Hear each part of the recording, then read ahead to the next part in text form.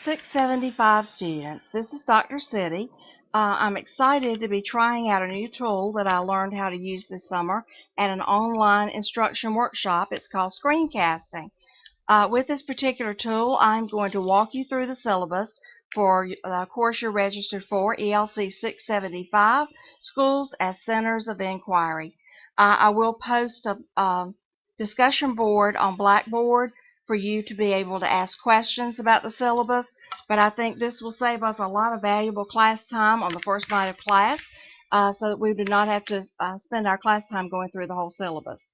And with that said, our first night of class is August the 29th, and as much as so many of you have open, or just about everybody has open house this coming Tuesday night, August 22nd. All right, let's take a look at our syllabus.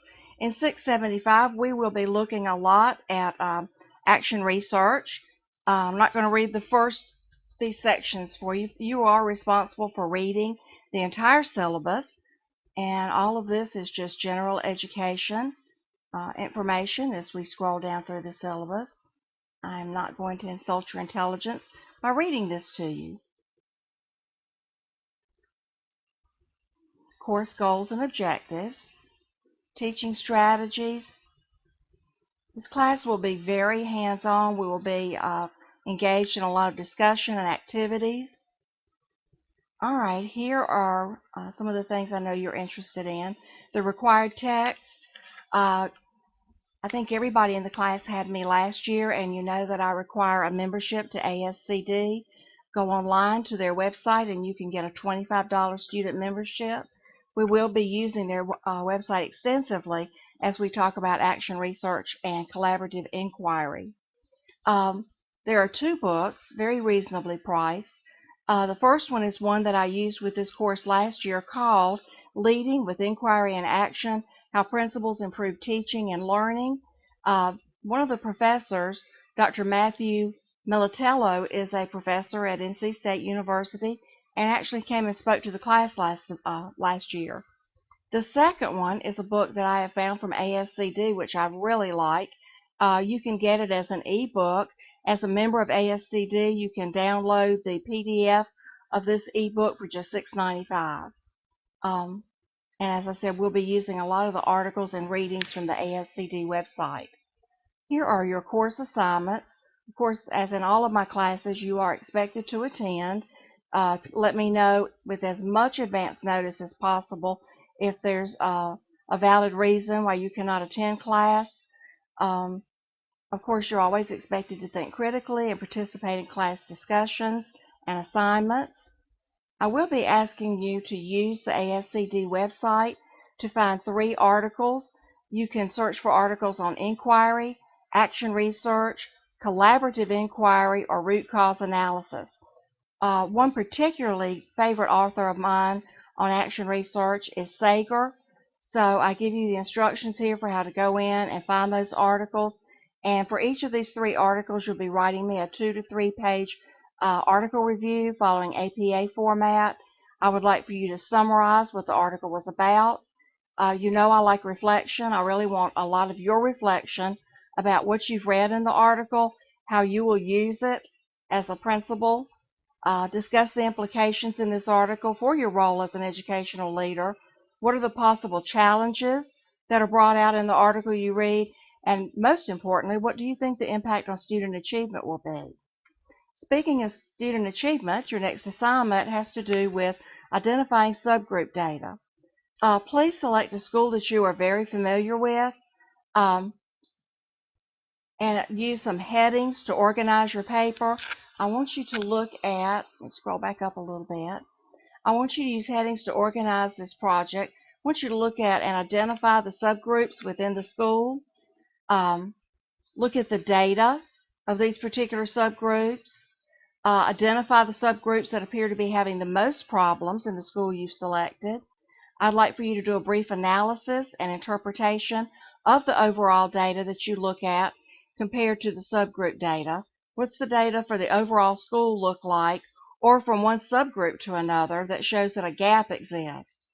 I would like for you to do a multimedia presentation that you could use with a grade level or a department PLC conference, depending on the level of the school that you're working with. Give me a brief narrative of ways that you can help teachers work together and use best practices based on the data that you uncover in this project. And then I want you to come up with a staff development plan. What would you provide for your school that would assist your staff in meeting the needs of the students in these subgroups that you've identified in this analysis? This entire project with the showing the data and all the different headings and pieces to it, including the staff development plan, the whole thing should be 7 to 10 pages long. The next project, which I think you'll find very valuable, is looking at the school report card. I'd like for you to write a 4 to 6 page paper that analyzes a school report card for a school that you're very familiar with. You may use the school that you are, for those of you that are doing your internship, I would recommend you do the school that you're interning in this semester. For those of you who are teaching and not doing an internship this semester, I would recommend you use the school where you're currently teaching. Include in this paper an explanation of how you would lead your staff, if you were the principal, through the inquiry process to analyze this report card. The school report card is a great tool for principals, but we need to take it a step further. How would you lead your staff to look at this report card? Because if you just send it to them, the link to it, and ask them to take a look, you're not going to get very good results. You need to dig into this report card with them, analyze the data, discuss it. Then I want you to decide what is a plan of action that you and your staff could come up with to meet the needs of the students based on this report card data. Students in the past have found this to be a very valuable project. I think your favorite part of this course is going to be Part E. We're going to be doing a root cause analysis project. A really good friend and colleague of mine, Mr. Bill Hart, is going to come to our class. We did this together last year, and he and I are going to take you through the root cause problem-solving process.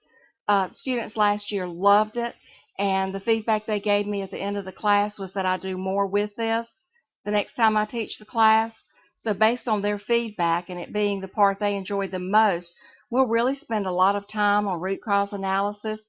Mr. Hart and I will lead you through the process. Then I'll divide the class into sections. I think we'll probably have 2 sections, and you will do a simulation. You'll work together and plan it out and simulate the principal leading the school improvement team through a root cause analysis process. I think it'll be a lot of fun and you'll learn a lot from this. The book that we're going to read, last year I tried to do some activities with this book, but I really think the way the book is written is going to be more advantageous for you if we utilize a blog site. We're going to utilize the blog that's available within Blackboard and to elaborate on how information in this book impacts your thinking about leading a staff through the collaborative inquiry process. Collaborative inquiry is another term for whole school action research. Some suggestions you might want to use for your blogs. You're going to need to do 5 or more well-developed, academic, reflective, well-composed blogs on this site. So you may want to write about, was there something you really agreed with strongly in the reading? Why did you agree with it? How is it going to impact your practice? Or was there something you strongly disagreed with and why? Did you identify a strong strategy or leadership trait that you'll utilize as an administrator? What is it? How is it going to improve your school? Did you read something in this book that led you to do some further research about an idea, a concept, a topic, and elaborate on that? Then the Calhoun text is the one that is an ebook that I'm going to have you download from the ASCD website, and it is on school-wide action research. You're going to be assigned to groups to create a presentation to the whole class on some of the specific topics that are critical to action research and that whole process. I will ask that you use the Calhoun text that you download in addition to 2 or more other resources, which could be articles or other books that you've used in my class or other classes about action research. Again, I think that'll be a valuable process for you. Here is my grading chart for the class. The next section are just some additional resources that you might find helpful throughout the year. Part 10 shows the alignment with the state standards that you will be evaluated on as an administrator. You know, you've been in this program long enough to know about expectations for technology etiquette and the academic honor code. Before class starts, I will have a class calendar ready and put up on Blackboard for you. Again, you're responsible for reading the whole syllabus. I hope this screencast helps you as I kind of talk through my expectations with you. And as I said at the beginning, I will put a discussion board up on Blackboard so that you can ask any questions that you need clarifying about, and other students will be able to read it. So I hope the screencast has been helpful. Hope it works well. So I look forward to using it in other classes. Thank you, and I will see you Thursday, August the 29th at 4 o'clock for our first class meeting.